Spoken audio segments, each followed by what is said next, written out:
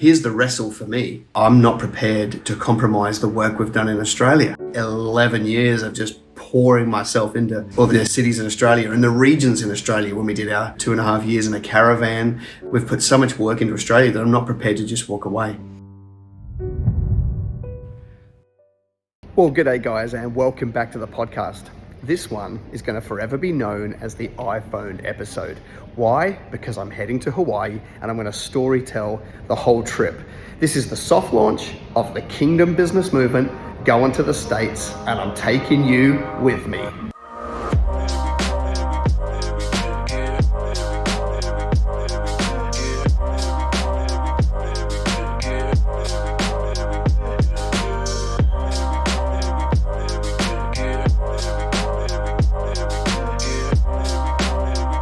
All right, 2 flights down, 1 to go. The last little one, but at least I'm in the beautiful land of Aloha. Check out your seat area in the seat pocket in front of you as well as the over.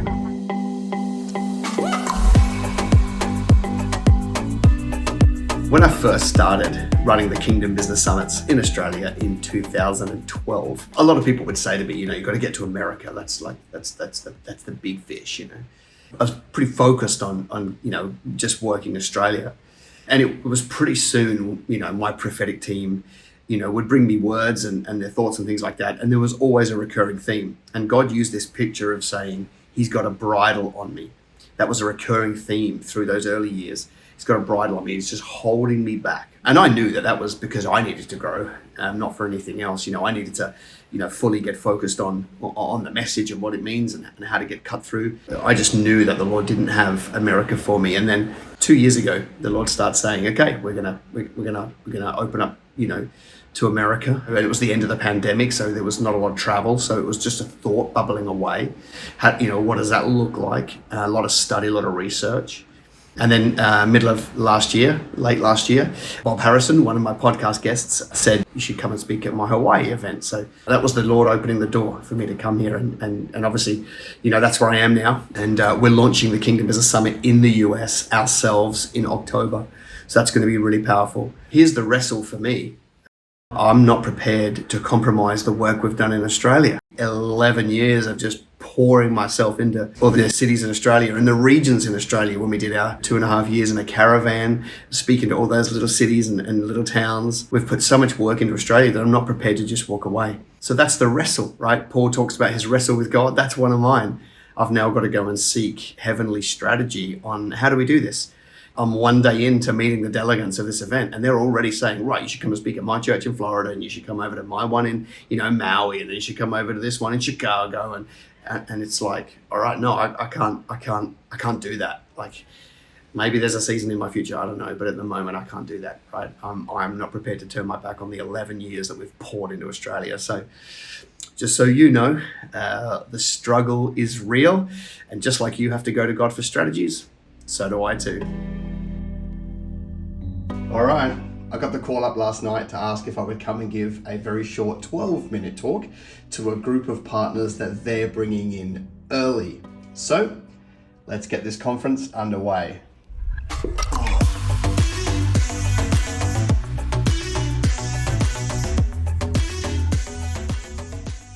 Please welcome from Australia, wrestled. Where are you? You've got to acknowledge the anointing for business. It's an anointing. Far out, you wouldn't want to be a kingdom entrepreneur without the anointing. When you're not a person of faith, you've got a few elements that you're against. You've got your own stupidity that you're up against, right? And you've got a market that you're up against. But when you're a person of faith, you've got your own stupidity you're up against, you've got the market, and then you've got an enemy that wants to make sure that you are broke and play small. And it is going to be the anointing that busts through. Now it's interesting. The anointing is not a feeling. We've got to get out of this feeling-driven Christianity that we find ourselves in all the time, right? I don't have to have goosebumps to know that I'm anointed. And how do you know you're anointed? You're in business. He's either sovereign or he isn't, right? So if you're in business, we need to stop second guessing the anointing and just get on with it. Because the enemy's plan with anointing is to get you to question it all the time. And as long as you're questioning it, you're not moving forward. And as long as you're not moving forward, you're not effective. Right? So just stop forgetting about it. Now, what's the purpose of the anointing?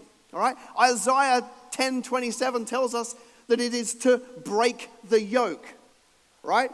So I don't know about you, if you're in business, you've probably got some problems. And if you don't, build a bigger business. They're coming, right? So if you've got problems, that's what the anointing's for. It breaks the yoke for you. All right? So in my life, when there's a council who don't want to approve an application, I can stand in the anointing. I don't have to feel it. I just start to stand in the anointing. It'll be the anointing. I say, stand down the person that's in the way, stopping this thing go through. When I've got a supplier who's messing me around and it doesn't look like it's going to work, I can stand on the anointing. Lord, you called me to this. You've told me to go over here. You brought the vision to me. You need to make a way where there is no way. That's what the anointing breaks, all right? So stop second guessing what it looks like and just get on with it. Sorry, that's the Australian in me. All right, day 2. I didn't get a lot of footage yesterday. Yesterday was a whirlwind day. I did a quick 12-minute talk in the morning and got a standing ovation, which was nice. And then it was just a big day of meeting new people. Head to the pool, meet more people. Head to dinner last night. Had a great catch up with John Bevere. And so today we do it all again.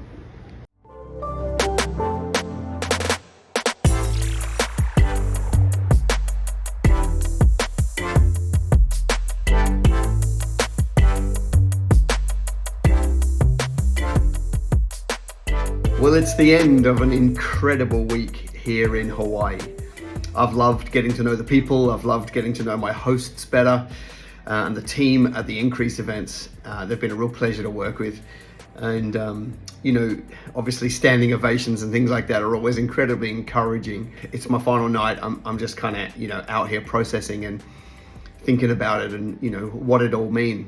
And I think the most frequent feedback that I had from the delegates was how, when I brought the kingdom business message, there were people that had been, many people who had been confused for a long time around their calling and feeling this desire to be in business, but always questioning it. Should they be running churches or, should they be doing some sort of ministry work? And when I showed them that it's exactly the same thing and those two worlds are perfectly combined, for a lot of people it just lifted and they were able to kind of get their head around the fact that their business is a ministry and they can run their business well, be profitable, and in that, bring heaven to earth.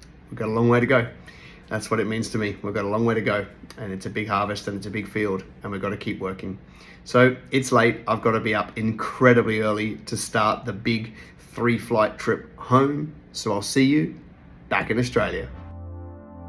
Well, it was looking like it was going to be a drama-free week.